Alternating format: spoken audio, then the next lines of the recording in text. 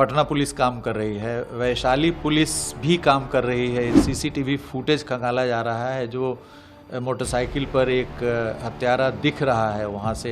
घटना के बाद इमीडिएटली इंजर्ड हालत में, जख्मी हालत में उनको लेकर के यूनिवर्सल अस्पताल।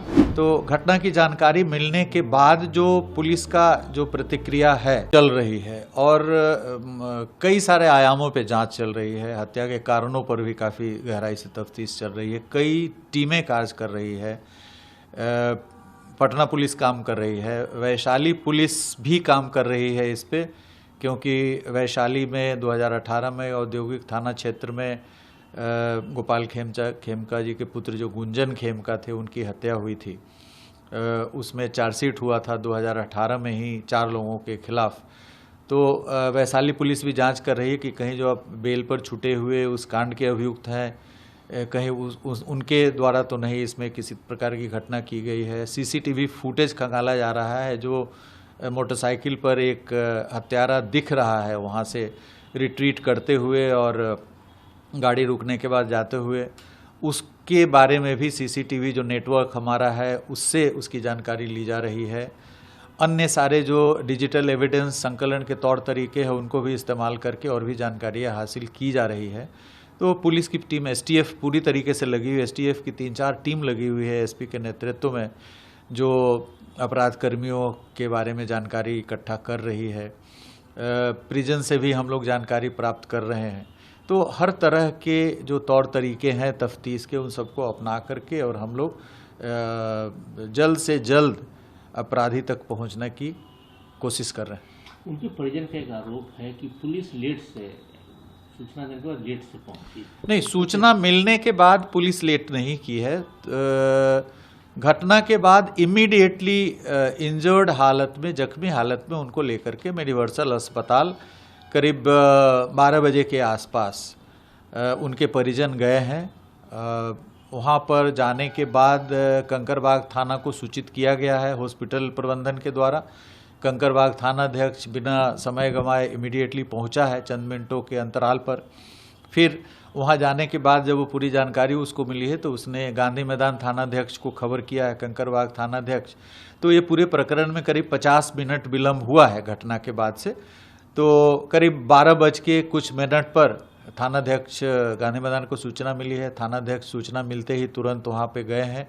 उसके बाद डीएसपी और सिटी एसपी भी, सिटी एसपी 1:30 बजे वहाँ पहुँची हैं।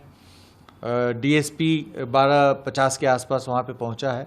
तो घटना की जानकारी मिलने के बाद जो पुलिस का जो प्रतिक्रिया है, जो समय है वो ज़्यादा नहीं है, लेकिन शुरू में प्रारंभ में घटना की सूचना नहीं मिल पाई है। डायल 112 भी वहाँ कारगिल चौक पे था, डायल 112 को भी कंट्रोल रूम में जानकारी नहीं प्राप्त हो पाई है।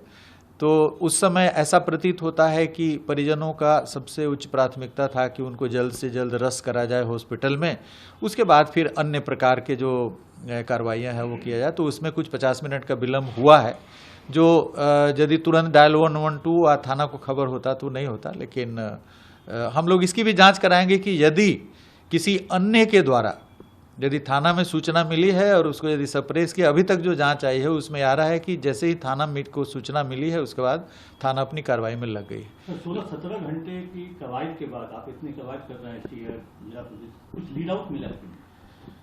नहीं, देखिए बहुत सारी चीज़ें हैं। पिछली भी जो घटना हुई थी 2018 में, वो जमीन क्रय विक्रय को लेकर के हुई थी, घटना हुई थी। इसमें भी ये व्यवसायिक कारणों को ढूंढा जा रहा है कि व्यवसायिक कौन से कारण है। हाल के दिनों में यदि कोई किसी प्रकार का व्यवसायिक प्रतिद्वंदिता, लेन देन वगैरह का है तो वो सभी बिंदुओं पर खंगाला जा रहा है कारण। बेऊर कनेक्शन भी आ रहा है क्या? जिस तरह से अभी 14 थाने की पुलिस गई है बेऊर में रेड करने, कुछ लिंक आया है? नहीं, नॉर्मली कोई भी गंभीर अपराध होता है तो हम लोग जेल पर भी, चूंकि जेल से अपराध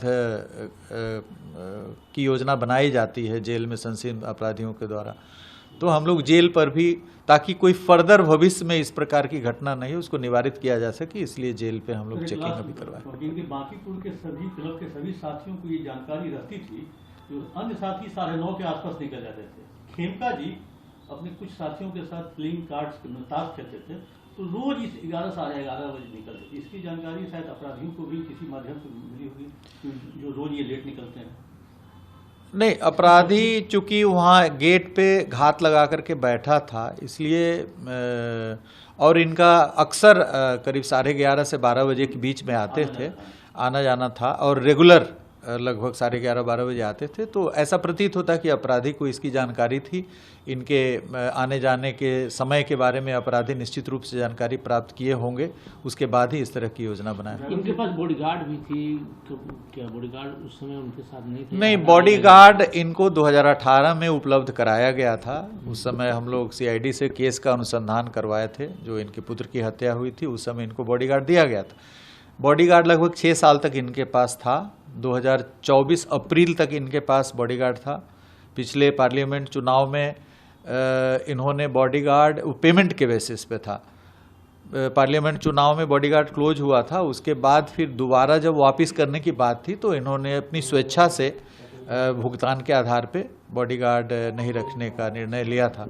तो पिछले करीब 1 साल से इनके पास बॉडीगार्ड नहीं था, 6 साल बॉडीगार्ड था इनके पास। और आज सुबह इनके जो पुत्र हैं डॉक्टर गौरव, उनको 2 अंगरक्षक अभी तत्काल प्रदान किया गया है, सुबह सुबह मुहैया करा दी गई है, परिवार और उनके सुरक्षा को ध्यान में रखते हुए। सर लास्ट क्वेश्चन, ये जो व्यवसायी वर्ग आक्रोशित है, उनको आप क्या मैसेज देना चाहते हैं? क्या मतलब टाइम फ्रेम कुछ दे रहे हैं कि टाइम फ्रेम नहीं, अनुसंधान हो जाएगा कंप्लीट? नहीं, बिहार इंडस्ट्रीज एसोसिएशन के लगभग 12 से अधिक प्रतिनिधि हमसे कुछ देर पहले मिले हैं और मैंने उनको आश्वासन दिया है कि इस घटना का उद्भेदन होगा और इसके बाद यदि इस तरह की कहीं भी वल्नरेबिलिटी आएगी, उद्योगपति के संबंध में किसी भी प्रकार का खतरा आएगा, तो उनको हम लोग सुरक्षा प्रदान करेंगे, उनको सुरक्षा के प्रति हम लोग गंभीर रहेंगे।